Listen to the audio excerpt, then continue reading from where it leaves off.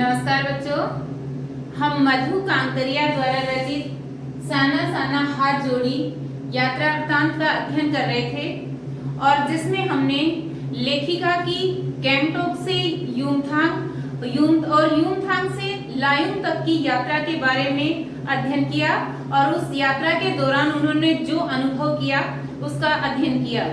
इस वीडियो में हम लेखिका की लायुंग से कटाव तक की यात्रा का अध्ययन करेंगे, जो उनकी यात्रा का अंतिम पड़ाव था। लेखिका की इस यात्रा का उद्देश्य पहाड़ों की प्राकृतिक सुषमा को देखना तथा पहाड़ों पर ताजा गिरती हुई बर्फ को देखना था और इसलिए उसने कटाव तक की ये यात्रा की थी। तो इस वीडियो में हम लेखिका की लायुंग से कटाव तक की यात्रा के बारे में अध्ययन करेंगे। इस यात्रा के दौरान लेखिका ने विभिन्न प्रकार के प्राकृतिक दृश्य देखे थे। कटाव का रास्ता अधिक खतरनाक था, धुंध और बारिश से युक्त था। कटाव बहुत ही ऊंचाई पर स्थित जगह है और यहाँ पर पहाड़ों पर बर्फ गिरती रहती है, जिसकी वजह से जो रास्ता था वो धुंध और बारिश से युक्त था, फिसलन भरा था। रास्ते बहुत सकरे थे, घुमावदार थे। वहां पर मुश्किल से उन रास्तों पर गाड़ियां चलाई जा सकती थी और जब लेखिका ने यात्रा की उस दौरान इतनी धुंध और फिसलन थी कि जो उनका ड्राइवर था वो अंदाजे से ही गाड़ी चला रहा था, जो कि काफी जोखिम भरा कार्य था। जितेंद्र नार्गे ने लेखिका को बताया कि कटाव को भारत का स्विट्जरलैंड कहा जाता है। काफी ऊंचाई पर स्थित जगह है, ये बहुत ही सुंदर जगह है, प्राकृतिक सौंदर्य से युक्त है। इसलिए जितेंद्र नार्गे ने लेखिका से कहा कि कटाव भारत का स्विट्जरलैंड है। लेकिन लेखिका की सहयात्री मणि, जो कि स्विट्जरलैंड घूम के आ चुकी थी, उन्होंने कहा कि ये स्विट्जरलैंड से भी अधिक सुंदर है और उससे भी अधिक ऊंचाई पर स्थित है। धीरे धीरे लेखिका कटाव पहुंच जाती हैं और सभी सैलानी ताजा गिरती हुई बर्फ का आनंद लेते हैं और जीप से उतर करके उस बर्फ पर कूदने लगते हैं। लेखिका के पास बर्फ में चलने के लिए पहने जाने वाले जूते नहीं थे, इसलिए वे ज्यादा समय उस पर नहीं घूम पाती हैं और कटाव टूरिस्ट स्पॉट न होने के कारण वहां पर दुकानें नहीं थी कि वहां से जूते खरीदे जा सके और लेखिका भी बाकी सैलानियों की तरह उस बर्फ पर घूम करके अपने उस प्राकृतिक दृश्य का आनंद ले सके। कटाव यूमथांग और झांगू लेक की तरह टूरिस्ट स्पॉट नहीं था, इस वजह से उसका प्राकृतिक सौंदर्य यथावत बना हुआ था, क्योंकि न तो वहां पर बहुत अधिक लोगों का आवागमन था। इस कारण कटाव के प्राकृतिक सौंदर्य से किसी भी प्रकार का नुकसान नहीं पहुंचाया गया था। लेखिका उस सारे परिदृश्य को, यानी कटाव में जैसे उतर करके बाकी सैलानी बर्फ पर फोटो खींचने लगे थे, बर्फ पर उछलने लगे थे, कूदने लगे थे, तो लेखिका एक ऋषि की भांति उस सारे परिदृश्य को अपने भीतर समेट लेना चाहती थी। वह उस सारे परिदृश्य को अपने अंदर समेट रही थी ताकि उस महानगरीय जीवन में पहुंच करके दोबारा वह उस परिदृश्य का आनंद ले सके।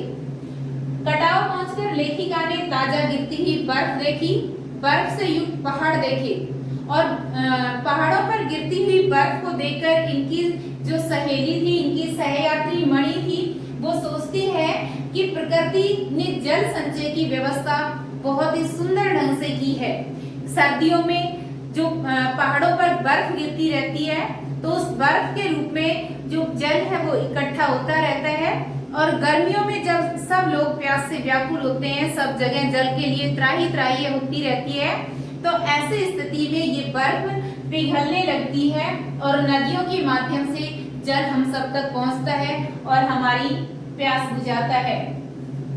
कटाव में घूमते हुए ही लेखिका ने वहां पर कुछ फौजी छावनियां देखी और उनमें कुछ फौजियों से उन्होंने बातचीत भी की और उनसे बातचीत करने पर लेखिका को पता चला कि ये लोग देश की रक्षा के लिए, अपनी सरहद की रक्षा के लिए यहाँ पर हमेशा तैनात रहते हैं। जबकि अप्रैल माह में भी वहां का तापमान, कटाव का तापमान जहाँ पर फौजी छावनियां स्थित थी, -15 डिग्री सेल्सियस था।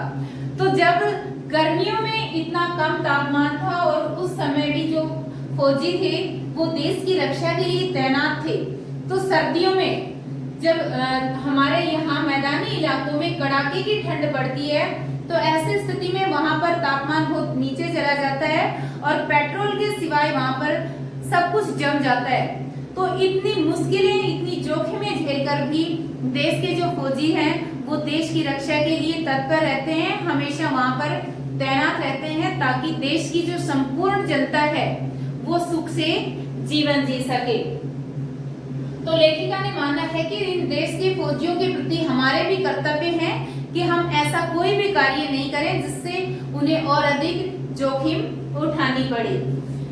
लेखिका के द्वारा फौजियों व पत्थर तोड़ती हुई औरतों के कार्य को पुनः स्मरण किया जाता है। यानी लेखिका बार बार उस दृश्य को याद करती है जब उसने पहाड़ों पर उस प्राकृतिक सौंदर्य के बीच औरतों को पत्थर तोड़ते देखा और साथ ही इस प्रकार कड़कड़ाती ठंड में फौजियों को देश की रक्षा के लिए तत्पर देखा कि जिनके बारे में महानगरीय जीवन में महानगर में रहते हुए उन्होंने कभी सोचा भी नहीं था। इससे लेखिका को एहसास होता है कि देश में इस तरह के भी बहुत से लोग हैं जो परोपकार के लिए जीते हैं और दूसरों की खुशियों के लिए या दूसरों के लिए जो अपने जीवन का बलिदान कर देते हैं। हमें ऐसे लोगों को नमन करना चाहिए और ऐसे लोगों से हमें प्रेरणा लेनी चाहिए।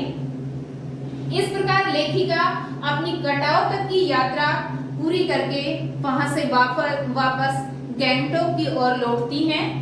तो उनका वापस आते हुए जो वापस में उनकी जो यात्रा रही या लौटते समय की लेखिका की जो यात्रा थी वो भी काफी उन्हें उस यात्रा के दौरान भी लेखिका ने बहुत सी जानकारियां प्राप्त की और उनका गाइड जो था जितेंद्र नार्गे वो उन्हें कदम कदम पर विभिन्न प्रकार की जानकारी प्रदान कर रहा था।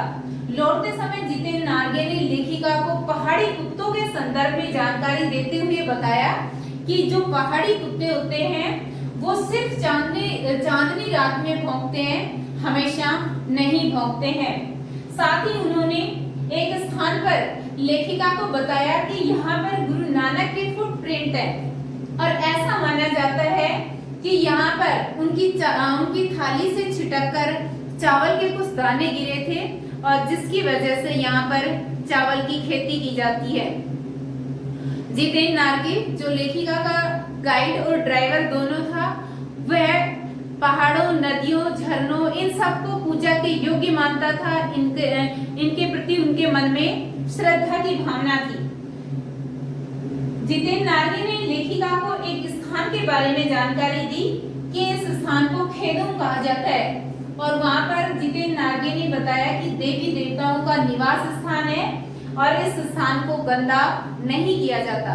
वैसे भी जितेंद्र नार्गे लेखिका को बताते हैं कि हम लोग नदियों, पर्वतों और झरनों, जंगलों इनको न गंदा करते हैं न ही किसी प्रकार की क्षति इनको पहुंचाते हैं क्योंकि हम इनको पूज्य मानते हैं।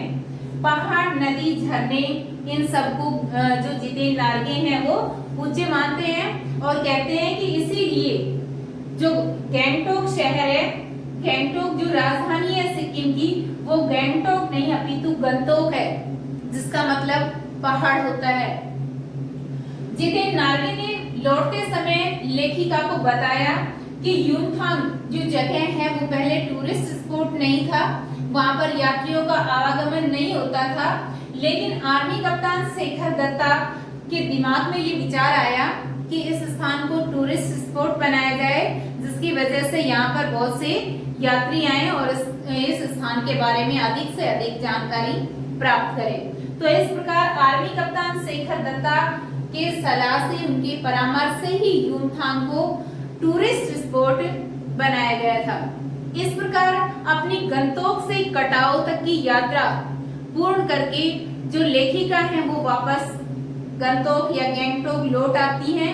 इस यात्रा के दौरान उन्होंने बहुत से ऐसे अनुभव प्राप्त किए जिनके बारे में उन्हें पहले से जानकारी नहीं थी। हालांकि प्राकृतिक सुषमा और जो पहाड़ों पर गिरती हुई बर्फ जो देखने के लिए लेखिका निकली थी, उनके अलावा उन्होंने बहुत से ऐसे अनुभव इस यात्रा में प्राप्त किए या बहुत सी ऐसी जानकारी लेखिका ने प्राप्त की जिनके बारे में उनको न तो जानकारी थी और न ही उन्होंने इसके बारे में सोचा था। इस प्रकार लेखिका की यह यात्रा काफी रोमांचक थी और आकर्षक थी। लेखिका ने अपनी इस यात्रा को खोज यात्रा कहा है।